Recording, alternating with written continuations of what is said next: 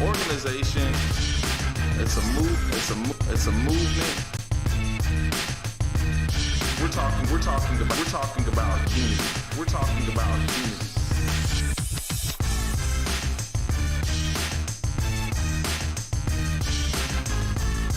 So we're aimed to taking down the system of race by educating, enlightening, informing, and positively debating with those who have counterviews.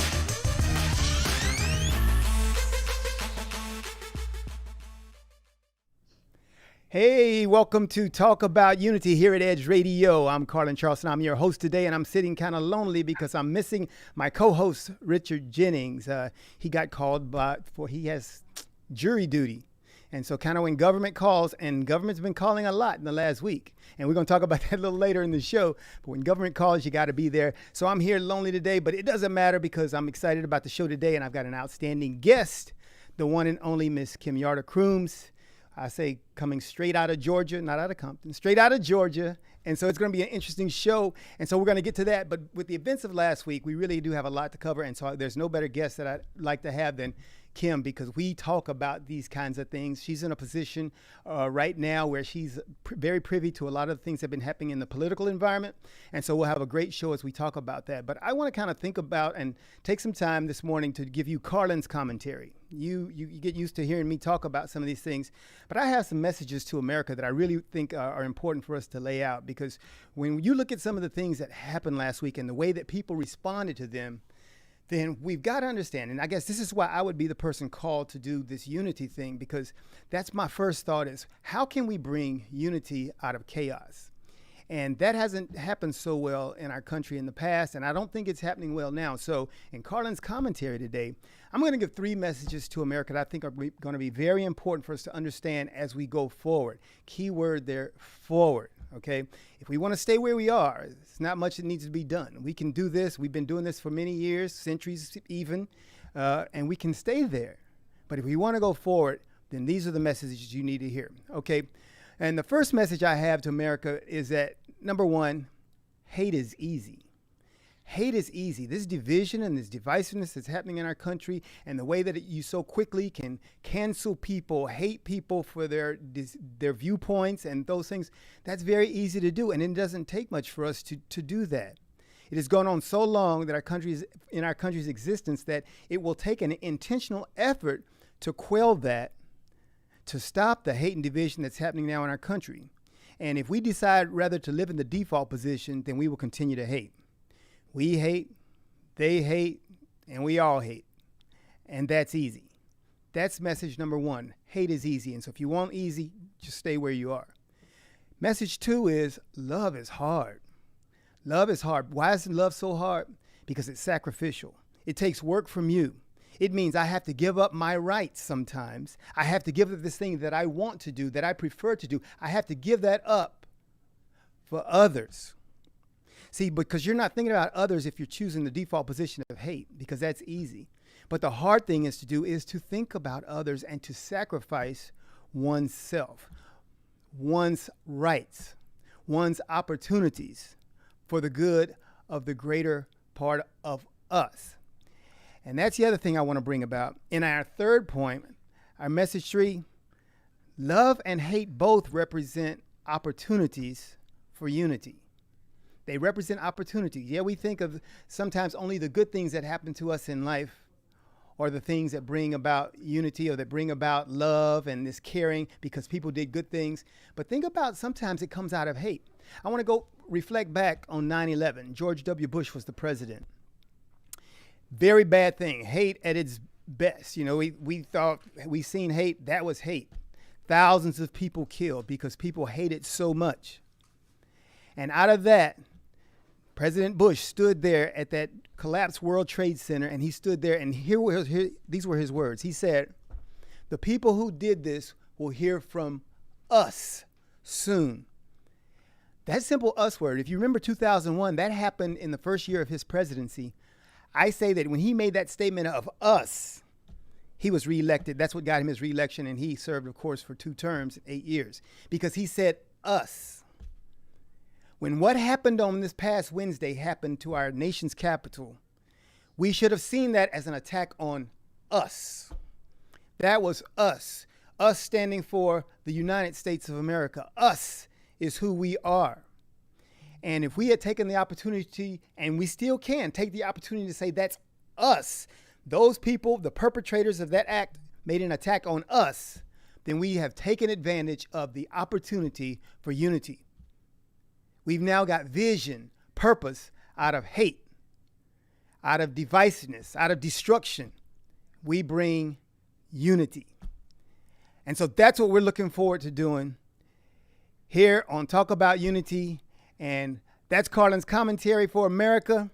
You can choose the easy way out, which is hate. You can choose the hard way out, which is love, and begin to sacrifice for good of others. And we can take this opportunity to make America greater and better.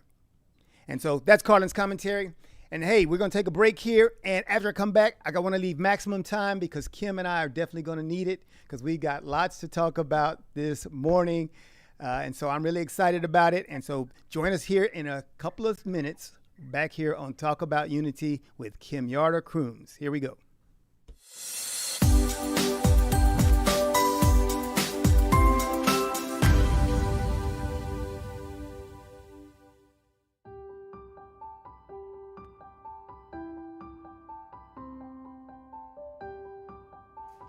Hello, I'm Carlen Charleston, Executive Director of E.R.A.S.E, and I want to take this time to invite you to an opportunity to change the world. Perhaps you're too busy and too preoccupied to help change the world, but please take the next 2 minutes to listen to how we plan to do it. The divisiveness and bitterness observed in our country today is not a coincidence of the current administration or any administration before. It is also not a product of a singular or multiple infractions by a zealous or racist police force. No, the race problem precedes the founding of our country. Our very history speaks in racial language, and most everything that happens in our society now carries with it racial baggage. It simply does not have to stay that way. The Erase Race campaign has only one objective: the unifying of all Americans, and that without regard to the color of their skin. This is a difficult challenge because of our history, but we can do it if we believe. If we believe that Martin Luther King Jr. was right when he said, "We are tied together in a single garment of destiny," we can do it. We can do it if we believe the founding principles upon which our country was built, that all men are created equal, we can do it.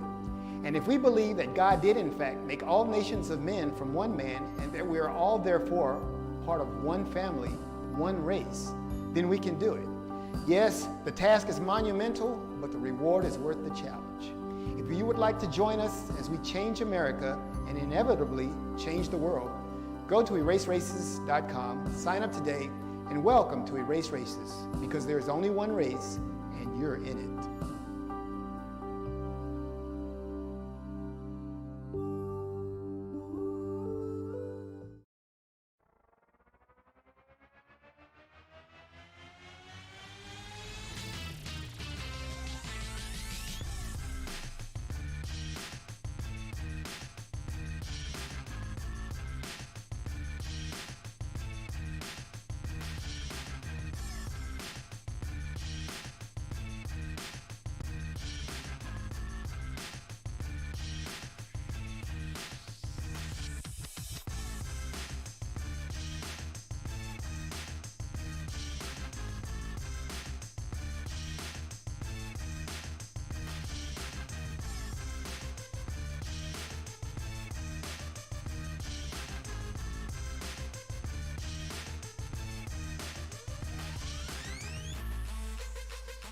And welcome back to our second show of 2021. And it's a very special show. I have my great friend of almost 30 years. You know, it'll be 30 years, I think, in another year. It'll be 30 years. And I want to just say that she is such a consummate professional. You know, it is Kym Crooms. And let me give you her bio so we can get right to this stuff. But, you know, Kym has a degree in journalism from the University of Georgia and a master's in public administration from the University of Oklahoma. She has 20 years experience as a civil servant in child welfare, spending most of that time as a state liaison and strategist regarding child protection and prevention services, foster care, and adoptions. She is the CEO of Hodgepodge Clarity Consulting, and I met her in Okinawa, Japan many years ago working as a journalist, and I was one of her first interviews, and so we definitely go back.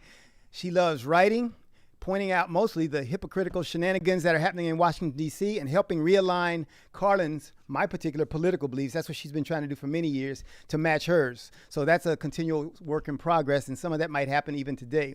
And besides all of that, her first loves are her two sons, which I call my boys, David and Duran. And so I want to welcome to the show my friend and sometimes my nemesis and enemy, Kym Crooms. Welcome to the show. So glad to have you here. Love you. Well, thank you for that warm welcome. And I say it was pretty accurate, I would say. But first, before I start, I just want to say that all these views that I'm going to talk about today, they're personal. They're my views. They don't represent any company or agency that I may be affiliated with. But I say that as a caveat because some people might disagree. In particular, you mean some people other than me? But I did want to start one thing, Carlen. I wanted to say I want to start the show off on a good note. So I'm going to start off with the one thing that in your commentary that I did agree with, and that is. Did you only agree with one thing? Okay, let's go ahead. I'll try to find some more throughout our conversation, but let's just stick with the one that I can think of right now.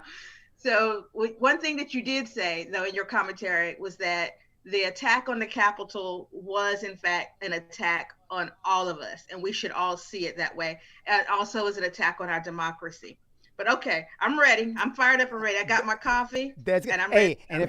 And if I start out this show and I've already got 1 point of agreement with Kym, it's a victory. I've got nothing but a victory. But hey, let's talk about that, though. I mean, go ahead and give me, any views. What did you think about last week? Was it Tuesday, Wednesday?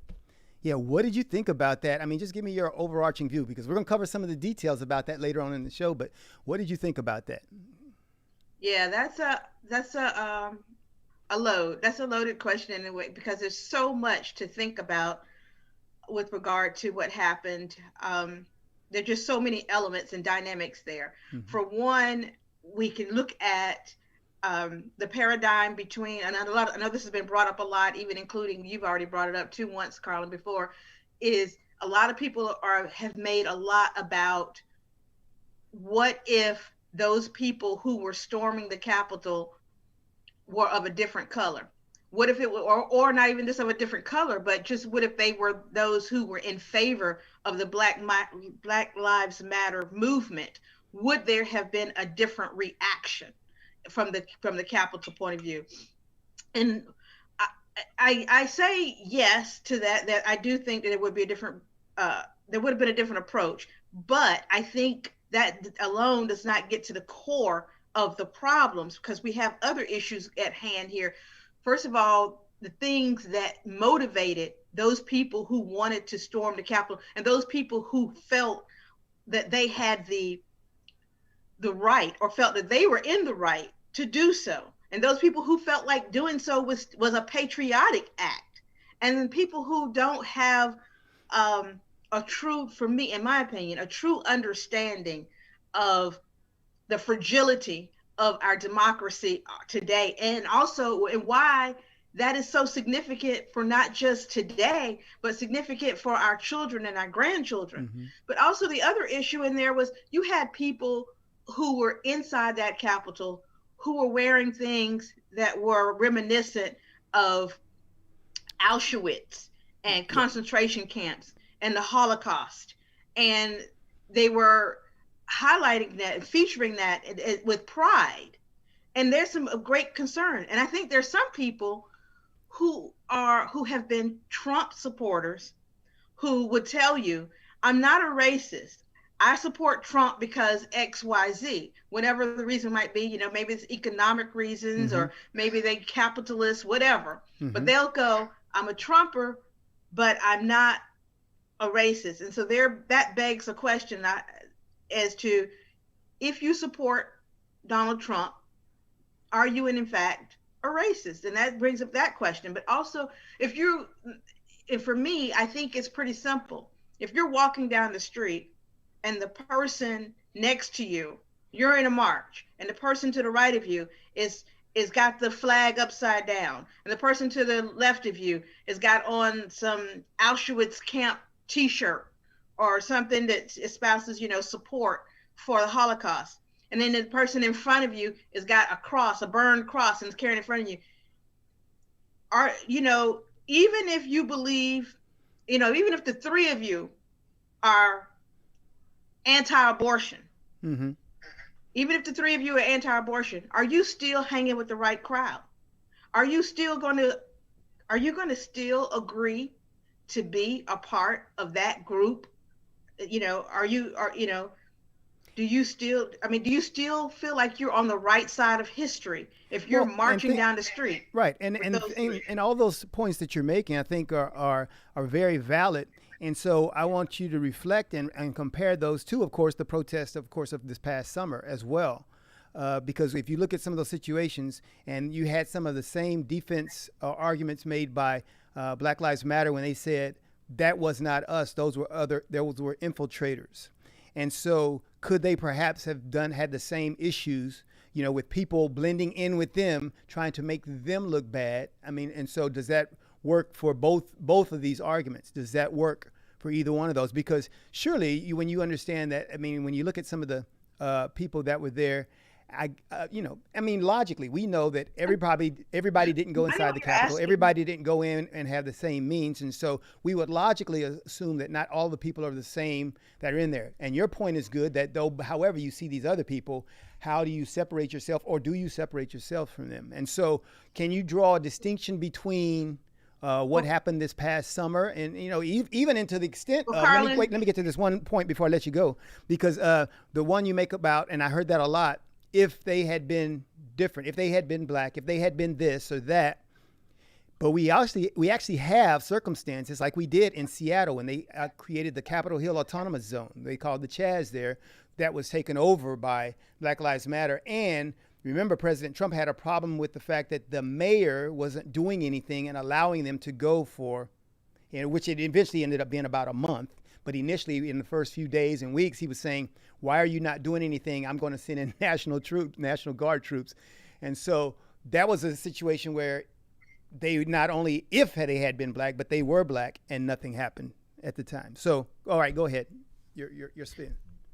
all right, so that's unfair, but that's okay. You threw about 5 or 10 different issues in there at me, Carlin. but that's all right. Well, but it's really just one. It's really. I'm used to it. But I'm here's used the to- one question: Is there consistency in what the things that we're saying now? Because I listened to Chris Cuomo on CNN and some Don Lemon, and I'm going, these words were not used in the same situation. They said those people, destruction of this property is not okay. I was like, whoa! I right, never Carlin, heard hold that this on. past summer.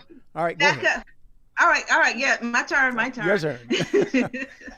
No, but I do want to talk about, that's a good point that I wanted to talk about too, is that some people were wanting to say, well, some of those people who were in the Capitol weren't all in agreement. There were some people in there who were fake or pretending to be Trumpers, and they really weren't. Some people were saying those were actually Antifa people trying to make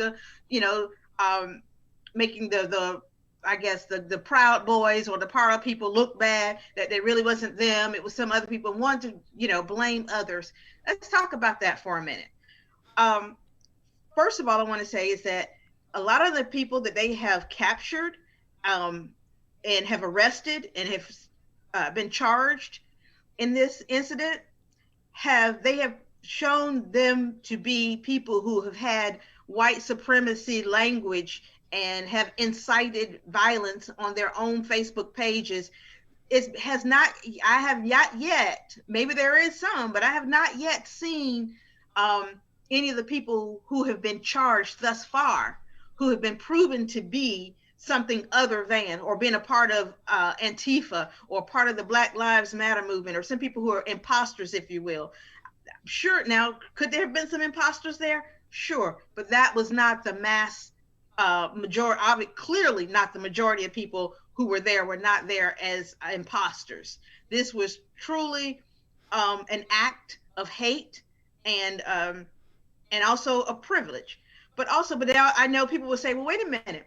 I also want to talk about the fact that there were people that was burning down um, buildings during the Black Lives Matters protests and marches. Mm-hmm. In fact, but there were some proven incidents, like for example, when I think um, it was the auto store and I believe a Target maybe.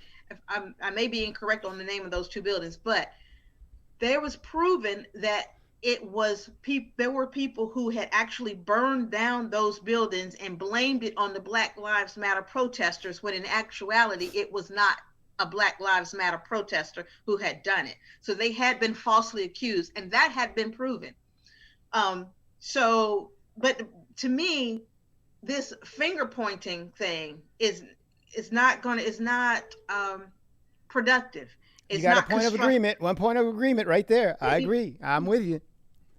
I think what we really need to do is get to the core of why the people who were not imposters, why they felt compelled to storm a Capitol building. Okay, so we And also, totally agree there. We totally agree there, because here's my issue. It's the same one, and I'm getting ready to tie this in big time. This is going to be magical. Listen to this, all right? Because our whole deal with the concept of race is that it allows us to place a label on people so that we can group them. Placing a label right now is the thing that's keeping us from taking appropriate actions against the perpetrators of these things. It doesn't matter what label you're carrying. It doesn't matter what banner you're under. You have perpetrated a particular act for which you will now be held accountable. I don't care what organization or who you're a part of. And so when they find out that this person was this or that, it's nice that we know that. It doesn't matter to me. You need to be prosecuted to the fullest extent of the law for what you did. And so that's why I think the labeling, we're so used to labeling as a result of race. We're so used to putting people in groups that's what we're looking at doing right now. So we spend more time on that than we do saying, hey, let's take action against these people. We spend time saying, are they Antifa? Are they this? Are they that? Does it really matter? Let's take action. But Carlen, I do want to ask you this though. Would you be willing to say that those people who stormed the Capitol were unpatriotic? Oh, absolutely. Okay. This is the definition of unpatriotic. You're breaking down the very system that you are supposedly supporting as a patriot. You're trying to break that down. So that makes you unpatriotic. Of course it does. Yeah, that absolutely. Hey, all right, so we might come back around to this, but because I wanted to start out with Georgia, because you're the quintessential person to have on considering what just happened in Georgia, and that's where I want to go, and then maybe we'll get back to this national stuff, all right? So let's talk about Georgia, because I started out the show saying Georgia's on my mind, all right? And so bring it on home. So I know you, and I'm gonna turn you loose on this, because I know you got feelings about what happened in Georgia. What does this mean for Georgia that they took those 2 Senate seats? And I mean, you were a big part of that, because you do your political stuff there in Georgia. What does that mean for you? And what does it mean for Georgia in a historically red southern state that we have 2 Democratic senators there? What does all this mean? Give us the Georgia viewpoint. Well, no question about it. The state of Georgia has made history. Absolutely. But not just for the obvious things that people will say, Georgia has turned, has flipped blue. I don't know. I still personally think Georgia's still purple. Uh-huh. But I think we've been purple for quite some time. I think we've been purple because some people may not remember back because they may not know Georgia politics so much, but I want to talk a little bit about Zell Miller era and the Roy Barnes era, because Zell Miller was in fact a Democrat governor, but he was what a lot of people might call a dino, which they call a Democrat in name only, right. Because he eventually, even as a Democrat, he actually spoke at the Republican convention. Yeah, I remember that. So back then, actually, I think that's when, to tell you the truth, I think that's when Georgia was solidly red, was while Zell Miller was actually a Democrat leading the state. Mm-hmm. And then it got kind of murky, because then, a lot of the Democrats then especially long before Zell Miller had even become governor, a lot of the Democrats had switched over to the Republican Party. And so Georgia is an anomaly in so many ways. When after Del Miller, there was we had Roy Barnes, who was running for governor, and he was a Democrat, and he came very, very close to winning. I think if he hadn't frustrated the teachers of the state, he actually would have won, and I think Georgia would actually have been considered blue way back then. But that is the only reason why he lost. And a lot of people, and I know you want to talk about this later, but a lot of people like to say, well, this historical win should be largely in the hands of Stacey Abrams. Because I will say to you that, when you ask, how did Georgia do this? How did Georgia win? Or how did, our Senator Warnock or Senator Ossoff won this? They won because they got the votes. That's the bottom line. That's the only way you can win, is by getting votes. Well, Stacey Abrams understood that. She understood that votes wins elections. And she went out. But the thing is, in order to vote, you got to be registered to vote. So you can, you can't wait till the day of the day before the election and go out and tell people, hey, go vote, vote, vote, because you're still only talking to the people who are registered. So she went out and registered almost 70,000 new voters, almost 70. She registered all, and I tell you, that is how we won. Now, I do want to say this too. I love Stacey Abrams, and she deserves all the kudos she's been getting.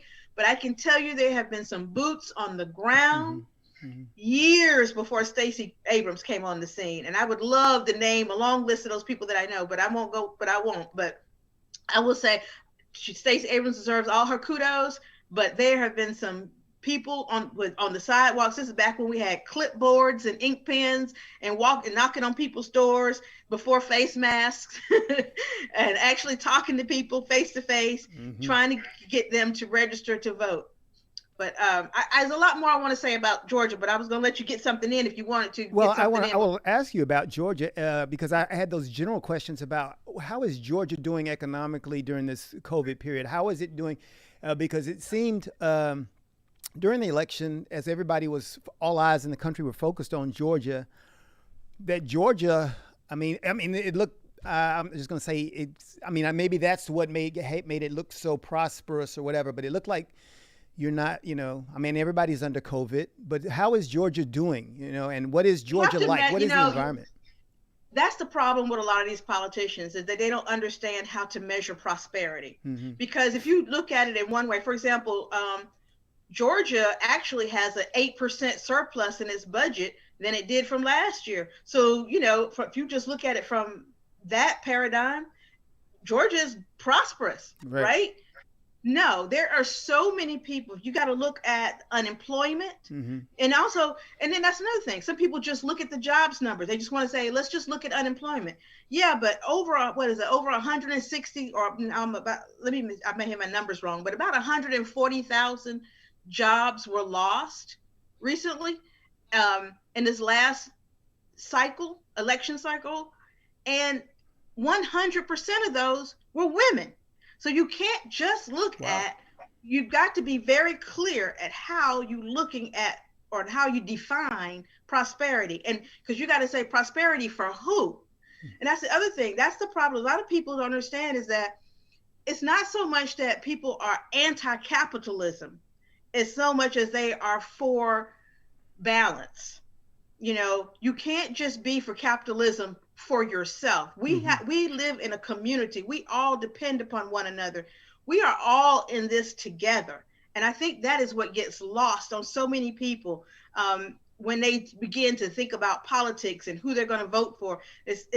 We have to start looking at humanity. And I think that's why you cannot run the country like a business. Sure, there are lots of great, wonderful business skills that are transferable over into management and managing of the country and the operational pieces. But if you're going to run a country, you have to put humanity first. I think a lot of people voted for Donald Trump because they thought of him, rightly or wrongly, thought of him as a good businessman. And they thought, yeah, he's such a great businessman. Let's let him run the country. I will argue that I disagree with that description of him being a great businessman. I must admit, feel that some people have been conned, but I digress. Anyway, I think when you get ready to run a country, you have to not only bring your business skills to the table, but you also need to be able to have a vision of how people are interrelated and how, and I think that's one thing about this pandemic, I think is a lot of times tragedy and adversity turns out to be some of the best things that ever happened to us. And I Sounds like think my commentary. There you go. and one of Opportunity. the best things has come out of this pandemic is that it is a tangible, visible way of seeing how we must depend upon one another, and how what happens to one person affects the other person, and how you cannot ignore the benefits or the health or the humanity or the welfare. You cannot ignore the welfare of someone else and Outstanding. think, Hey, yeah, we're gonna piggyback on that as soon as we come back from our break. We're gonna take a commercial break. We're gonna come back because that's why I'm letting you go on, because you're saying all the things that sound like Carlen. All right. well, this So ain't that's right, very Carlen. good. We're agreeing on way too much. There's a lot of agreement. All right. So when we come back, we're gonna get into some things that maybe don't have so much agreement right after we take this break on Talk About Unity.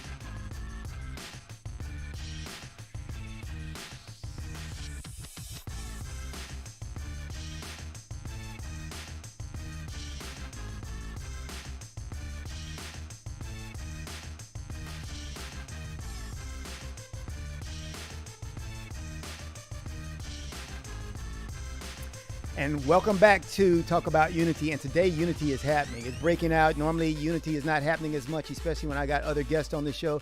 But today, I've got Kym Crooms out of the ATL. She's here today, and she's saying things. And I can just be quiet today and just let her talk, because she's giving the E.R.A.S.E to Talk About Unity talk that you would hear from Carlen. And if you heard Carlen's commentary, which we'll make that available to you all later on so you can hear that.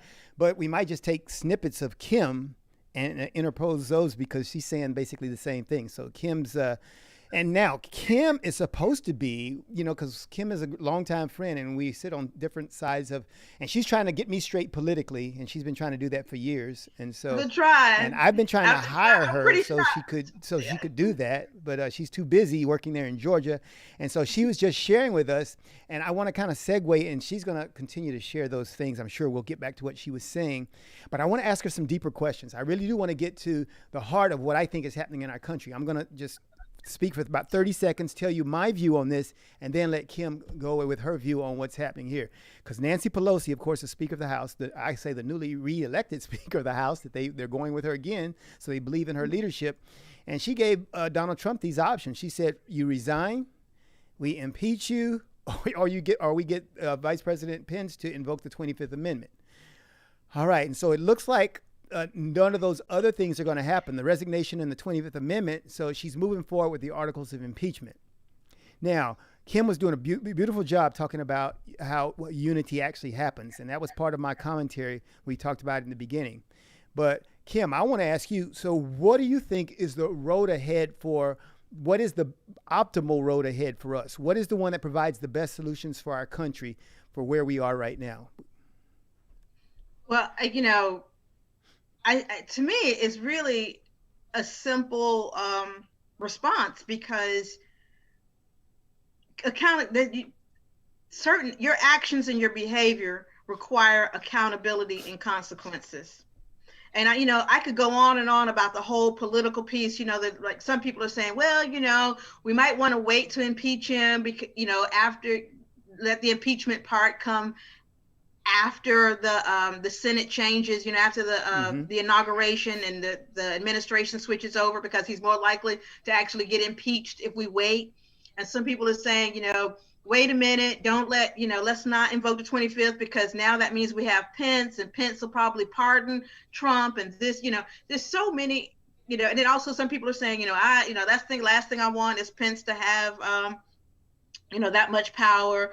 And so we should, so a lot of people are thinking about this, which makes sense. It's a political realm. So a lot of people are thinking about this along the lines of politics. But to me, you got to peel all the layers back and go, wait a minute, what was the action and what should be the consequence of that action? So regardless of who the players are, one thing that is, I don't think some people will argue, but I think it's not arguable, is the fact that the president of the United States incited violence. You have to understand, and I don't know if you know this, Carlen, but I'm a huge Spider-Man fan. And one of the reasons, many reasons why, but one of the reasons is because in Spider-Man, he always says, with great power comes great responsibility. And as the president, you have your megaphone is extraordinarily powerful. It's on a different level than the casual, ordinary citizen walking down the street. Right.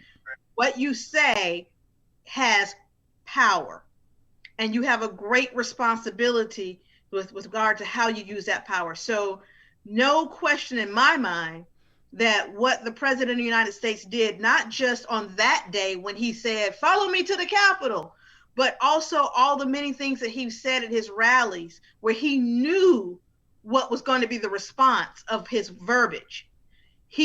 So there should be a consequence for that. Okay, and let's talk about, so if there's going to be a consequence, and here's the key as we talk about unity and what's happening in Washington, D.C. And here's where I think the rub is going to be. If you've got Republicans at this point, which you can kind of hear them now speaking, condemning a lot of the actions of the president like you've never seen before, because most of them usually are quiet, and very rarely did anybody condemn any of his actions on the Republican side. But now you're hearing more of them. Is it important then at this point for us to build a bipartisan effort in any action we take, or do we once again, and this is my fear of Nancy Pelosi, that she's very, we've seen this before from her, the overreach that she does, which alienates the others who would have been part of her team in a bipartisan effort. Is that important? Because that's what I think. Let me tell you how I see this happening.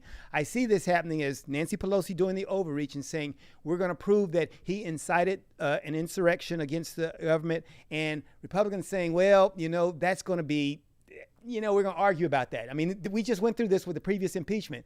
It's arguable about what he really meant and how he said it. But those same Republicans would say, if we went for censure or if we went with something slight short of that, we're fully on board. So do you push hard line and say, we're going to have it our way, or do you try to build a coalition in this case? Of course, Nancy Pelosi should be trying to make sure that this is whatever response that she takes, that it is a bipartisan response. But you have to remember that there's a boundary. There's certain people we don't negotiate. We don't negotiate. Do we not worry about that boundary? We don't negotiate with terrorists. We don't negotiate with But treason. Do we negotiate with our fellow members of Congress is the issue here. It has nothing to do with the actions. It has to do with what we're able to do together. As long as they are negotiating in goodwill and in good faith. We don't, like I said, we don't negotiate, for example, we don't negotiate with the Josh Hawleys of the world. Well, we do you don't think? negotiate. Do We you don't think that? negotiate with people who deny facts. Okay, but do you Okay, think the people going for election was not. censure, vice impeachment, is that not enough? Or I mean, and what do you think is going to happen if that is the case? If the Republicans say we do want to do something, but we want to do it short of impeachment, what do you think happens there? Do you think Nancy should hold the hard line and say we're going forward with impeachment, or should she try to go bipartisan? Like I said, it depends on what the rationale is behind not impeaching. What is the rationale behind just a censure? Well, let me Here's give you my let me thing. give you Here, what their wait, view here, would and- be. Their view would be this. What? I can tell you what their view is going to be. I Okay, know. okay. What's the argument? Their view is going to be our country is really hurt and needs healing. We need to come together. If we go through this, it's going to create more division and more animosity and more hatred. We're stoking the fires. We have an opportunity. He's got 9 days left in office, 8 days left in office, and he'll be gone. We can deal with that in a separate area that does not affect our progress going forward. It does not hinder our current president-elect from getting the things done that he wants to by having everybody bogged down in this thing. We can be more focused as a country. Yes, it's been a nightmare, and we would prefer that we just move on, but do some things short of impeachment so that we're not. I mean, because think about it. Those congressmen, those people are I going to got be. a question for you, Carlen. What's I that, got ma'am? a question for you. Okay. Do you refrain from punishing your child from their behavior because they're going to get mad?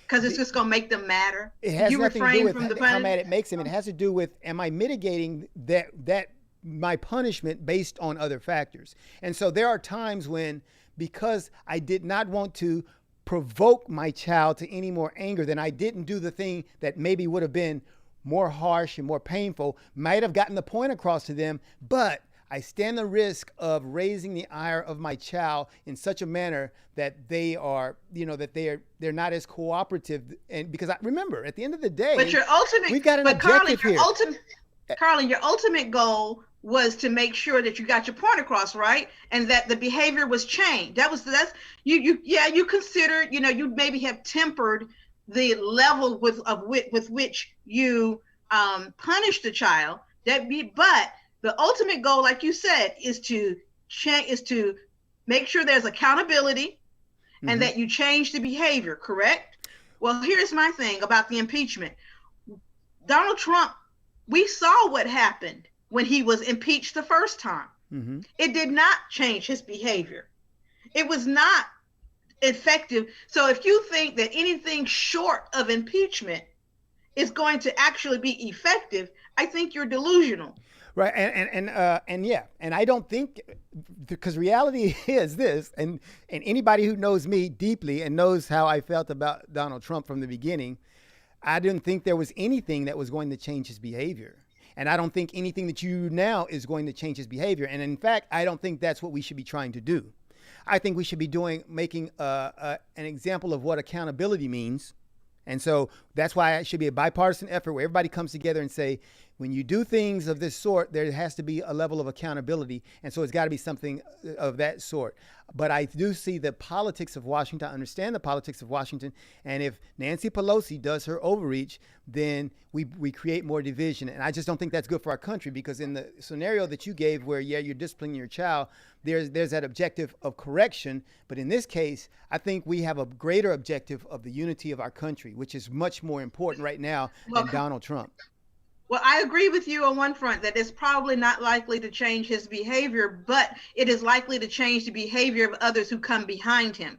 Those we need to demonstrate that it is not acceptable by our electorate, by our constituencies. We need to set the example that this is not acceptable. And there's things that happens to Carlen, to people who we consider to not be able to be transformed. Mm-hmm. We usually put those people behind bars when we feel like that they're not able to change their behavior. So so where along the way do we decide that we want to be bipartisan? When does that happen? What do you mean when we decide to be bipartisan? When what? That is a very good question about bipartisanship. That is something that has been lost for some time. Mm-hmm. This is one of those instances where I try not to say this too often, but this is one of those instances where it is occurring on both sides of the aisle a lot of times are putting before country. Yes. And we're taking this. Another point of agreement. It's amazing. We're getting a lot of agreement. All right, Kym, another point of agreement. Go. But now, but we probably have some arguments about who does it more than the other. But I won't go there right now. But anyway, so one of the things I wish people would go back to sports and think about the championships and how when you support your team, and then when your team loses the division to another team, you support the division and you keep, and you move up the ladder. Then, okay, when your division lose, then you support the next rung on the ladder. You go, you don't just stay in your loserville, place and just, continue and then try to tear everybody else down, or shoot down all the other teams. You go to the bigger picture. So same thing, like for example, when your person loses the primary, that doesn't mean that you just don't vote in the general, the general election. No, you go to the next rung and you support, and so the thing is, you should be cheering the whole way, not tearing down, not, okay, I'm just cheering for my person, and then when they lose, then I'm done with, no more victories. I'm not cheering for anybody more. Ultimately, in the end, we should be cheering for our country. By the time we get to the end of the election, by the time we get to the presidency, we should be, at this point, everybody should be behind the president going, I want this president to do it. This may not have been the one that I chose, or may not have been the one I started with, started supporting. But if this president does well, that means our whole country will do well. Right. Now, let me go back, because I know some people are going, wait a minute. Yeah. Well, I think the first time I heard that was Barack Obama, when Mitch McConnell did it to Barack Obama. I think that was the first time I ever heard somebody say, it's my job to make sure he's a one-term president, where he was doing everything seemingly to work against him. I don't think I heard it before then. We got some agreement on that too. So that's exciting. That was probably one of the beginnings where it was about party and not the country. People should have begun to support Obama. You didn't have to like him. You didn't have to agree with everything. I think even the people who voted for him didn't agree with everything he did or did not do. But you have to understand is that if he is successful, that means our country is successful. And we've got to get back to that. Well, how do we do that? I mean, how? I mean, see, and this is what I'm saying.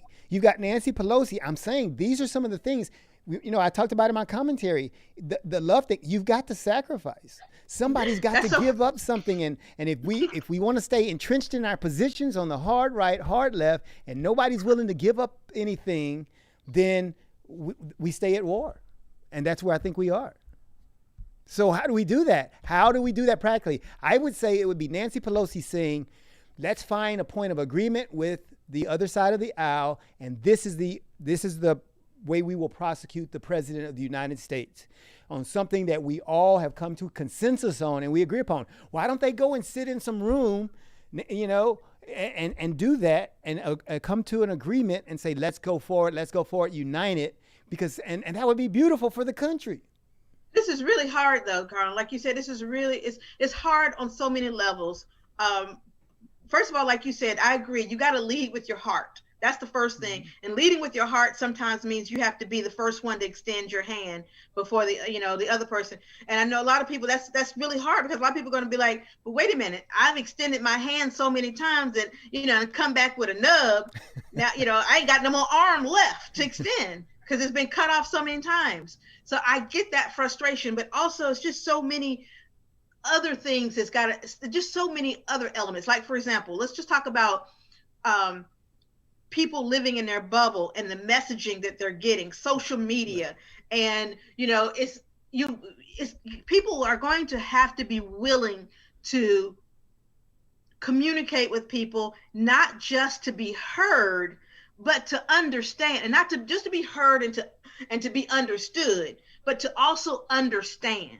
And that's one of the things I try to do. Cause I'm like, I'm like, somebody help me make sense out of this. I cannot make sense of why someone would continue to be supportive of Donald Trump at this juncture.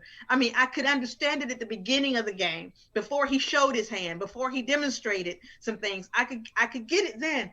But now it's like, but then I recognize, I was like, I've got to stop and say, okay, wait a minute. What are these people hearing? Because I can tell you, these people, a lot of people think, I'm delusional. I'm like, where'd they get that idea from? Well, they get that idea from what they're reading or what they're not reading. And like I said, just so many things, so many paradigms, because we can talk about our educational system too, because a lot of our children are not being raised to think critically. Oh, they're my not goodness. taught. I'm going to have Kym Crooms back. That's amazing that you're saying that, Kym.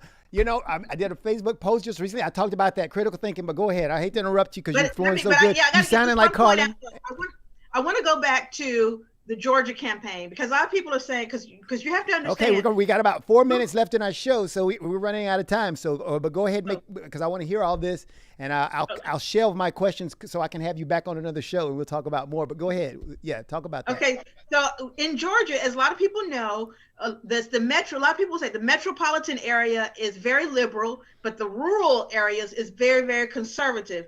So the question, and we're about, the amount of quantity of people, I think, is somewhere around 50-50. So the question is, how do we tip the scales over? You cannot tip the scales over into blue unless some of those people who normally identify as red, if you will, didn't somehow have a change of heart and vote blue. How did that happen? So that's, that kind of gets to the crux of what you're asking, Carlen, is how did some people come to a purple place, when they normally standing on their in their margins. And I think if you look at my Pastor Warnock's campaign, one of the things that he did is he stayed very steady on message. He did not spend the majority of his advertisement time focused on hating on the other side, the opposition. He talked more about what he was going to do for people. And he also listened. He went to all those rural areas, and he knew that one of the things that, regardless of race, regardless of color, regardless of political affiliation, the thing that a lot of those rural people were screaming and shouting was, they're closing our hospitals. They're closing down our hospitals. We don't have health care in these rural areas.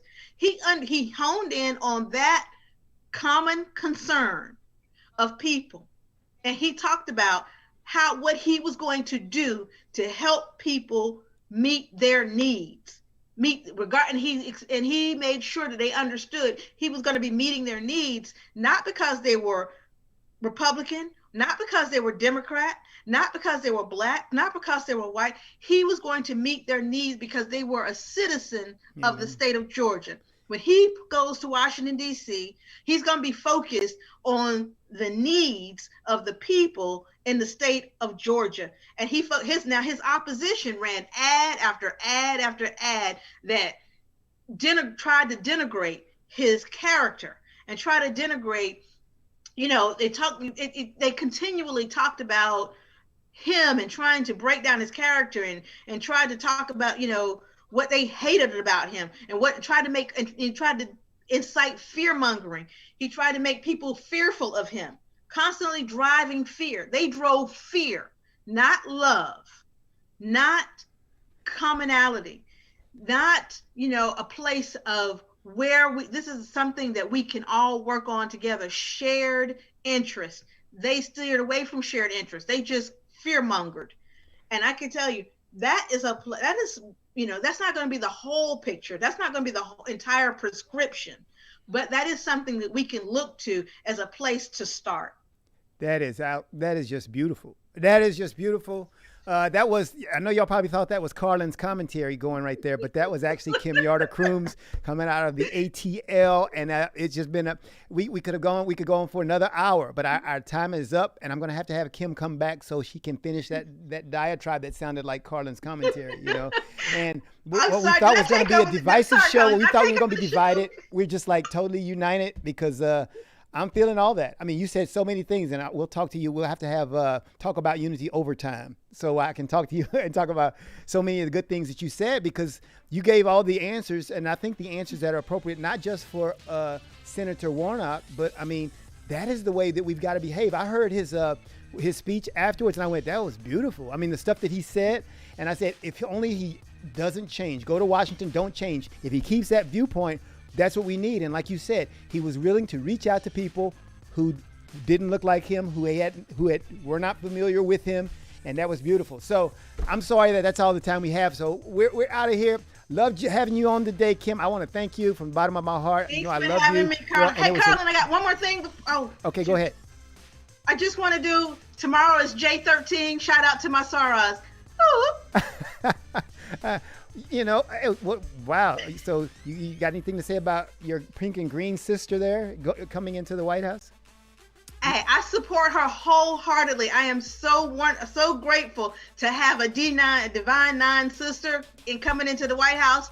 But I will say this: you have to have a rough draft before you have a masterpiece. Oh, so, yeah. Oh, all right. Thank you all for being on Talk About Unity today. By the way, Senator Warnock, A5.